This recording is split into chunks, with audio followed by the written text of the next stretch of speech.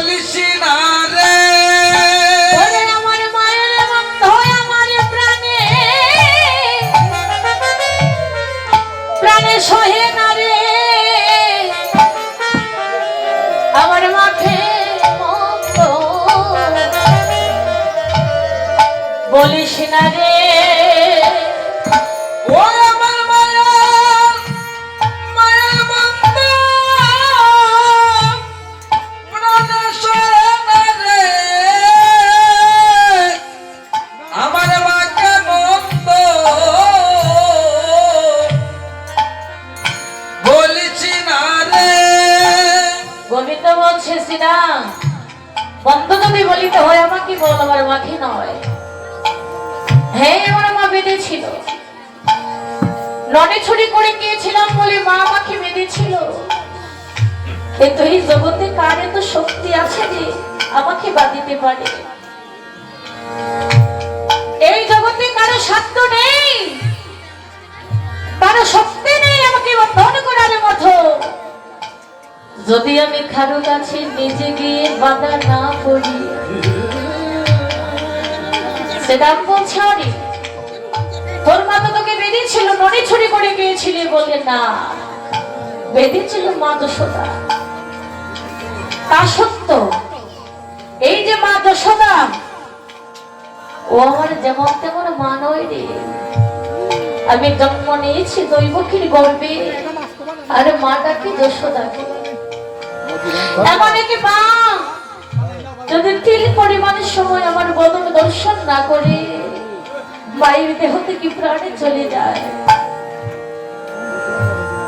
ওই যে মা নন্দরানী পূর্ব জন্মে ছিল তারা ব্রাহ্মণ আর ব্রাহ্মণ ওই মা কত সাধন করেছে কত ভজন করেছে মায়ের মনে একটাই বাসনা কি বাসনা জানেন মা ওদের মনে বাসনা ছিল যদি গোবিন্দ একেবারে মা বলে ডাকে যদি গোপাল একেবারে মা বলে তাদের খুলে আসে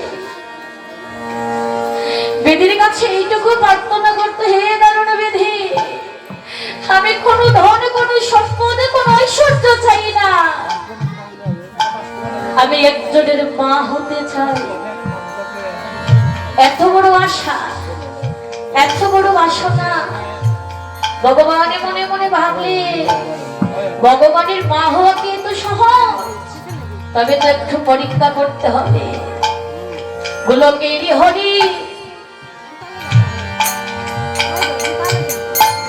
আজ অতিথি রূপে এসেছে ব্রাহ্মণীর ঘরে গিয়ে বলে ও ব্রাহ্মণী কাল আমি একাদশী করে এসেছি কারণ আর সমাজে গত হয়ে যাচ্ছে ব্রাহ্মণী বলে হে অতিথি একটু সময় বসো আমার স্বামী ভিক্ষায় গিয়েছে ফিরে আসলে তোমাদেরকে সেবা দিয়ে দেব অন্তর্যামী ভগবান কেমন পরীক্ষা করছে দেখে যার ঘরে যায় ব্রাহ্মণ কেহ তাকে ভিক্ষা দেয় নাই দূর দূর করে তাকে তাড়িয়ে দিয়েছে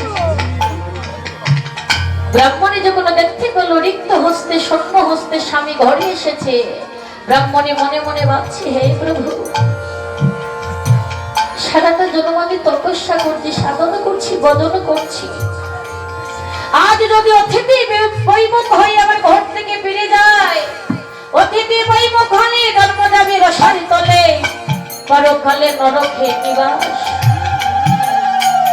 অতিথি বৈমুখ হলে সব ধর্মকর্ম বিফল হয়ে যাবে ব্রাহ্মণী মনে মনে ভাবছে না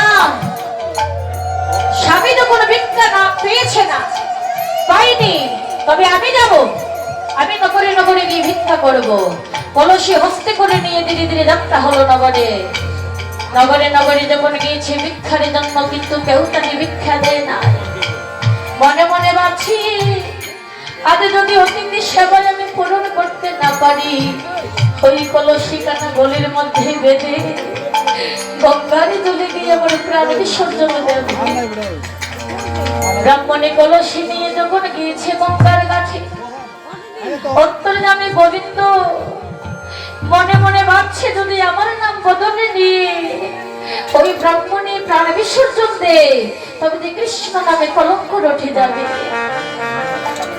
গোবিন্দ মনে মনে ভাবছে না, ওকে রক্ষা করতে হবে। ৫ বছরের বালক সেজেছে, ৫ বছরের বালক সেজে গিয়ে ডাকছে, বলে কে গো তুমি, এখানে বসে কি করছো?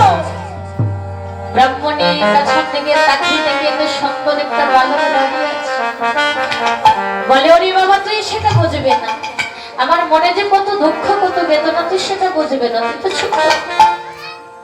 গোবিন্দ বলছে, ছোট্ট বালক এসে বলছো, ব্রাহ্মণী একটু বলে বলো না, দেখি তোমাকে কিছু করতে পারি কিনা। যখন তার মনের কথা খুলে বলল, ছোট্ট বালক বলল, ব্রাহ্মণী ওই দেখো একটা বাজার দেখা যাচ্ছে, সেখানে চলে যাও। যদি কোনো মোদি খেয়ে বললো, হয়তো কোনো মোদি দয়া করে তোমাকে ডাল ছাড়ে ভিক্ষা দিতে পারবে। চলে গিয়েছে ব্রাহ্মণী। ব্রাহ্মণী যখন গিয়েছে ওই দোকানে, ওই বাজারে, আমার অন্তর্যামী গোবিন্দ দোকানে পাটে সাজিয়ে মনিবেশ ধারণ করে বসে আছে। ওই দোকানে গিয়েছে ব্রাহ্মণে, গিয়ে বলে, ওরে মুদি একটু ডাল ছাল দেবি বাবা, আমার করে অতিথি, আমি ভিক্ষা করে কাল আবার ফেরত দিয়ে যাব। মোদি বলে, ব্রাহ্মণী এই জগতে কত জোর আমাকে দেবে বলে গিয়েছে, কিন্তু গিয়ে আর কখনো আমাকে ফিরিয়ে দেয়। ব্রাহ্মণী পাখির নাম হলো পাখি, তোমাকে আমি দিতে পারবো না। যদি কোনো কিছু বিনিময়ে তুমি দিতে পারো তবেই তোমাকে ডাল ছালে দেব। ব্রাহ্মণী বলল, বাবা কি আছে আমার, দেবার মতো তো কিছু নেই। মোদি বলল, ব্রাহ্মণী আছে তোমার কাছে এমন একটা অমূল্য ধন, যদি আমাকে দিতে পারো। ব্রাহ্মণী মনে মনে ভাবছে না, আজ অতিথি সেবার জন্য যদি দেহের প্রাণটা আমাকে দিতে হয়, আজ আমার প্রাণটা আমি দিয়ে যাব। বলে, মোদি তুই বল কি আছে?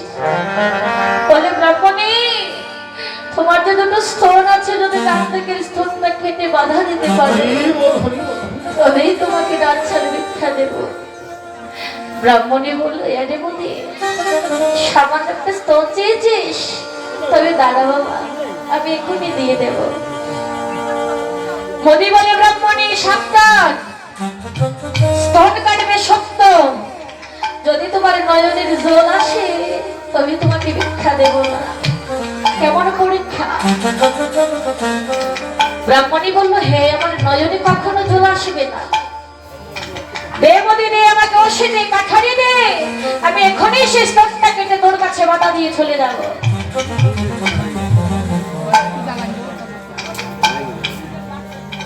সাথে সাথে মধুরূপে ভগবানের যখন বাবা ওষিটা দিয়েছে, কাটারিটা দিয়েছে, কাটারি দেওয়া মাত্র ব্রাহ্মণে তার নিজের স্তন কাটতে শুরু করলো। যখন স্তন কাটছে আর বদন দিয়ে নারায়ণ নারায়ণ বলে ক্রন্দন করছে, যখন নারায়ণ বলে কাঁধে, মধুরূপে ভগবান আর সইতে পারে না। মধুরূপে ভগবানে মনে মনে বলছে, ওগো মা, তুমি হলে আমার এই জগতের মধ্যে একমাত্র মা, আজ যে মা অতিথির জন্য স্তন কেটে বাধা দিতে পারে, সেমন মা কি জগতের মধ্যে আছে? স্তনটা যখন কেটেছে, স্তন কেটে গিয়ে বলছে, ওরে মোদি এই নাও, আমাকে ডাল ছালে ভিক্ষা দাও। আজ মধুরূপী ভগবান ডাল ছালে ভিক্ষা দিয়েছে।